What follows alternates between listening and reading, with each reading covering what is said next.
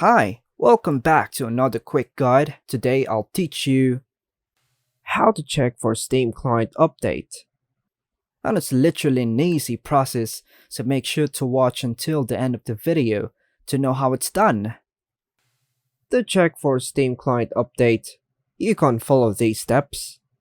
Firstly, launch the Steam client on your PC. In the top left corner of the Steam client, click on Steam and the menu bar. From the drop-down menu, choose Check for Steam client updates. Now, Steam will automatically check for any available updates for the Steam client. This process may take a few moments as Steam checks its servers for the latest version.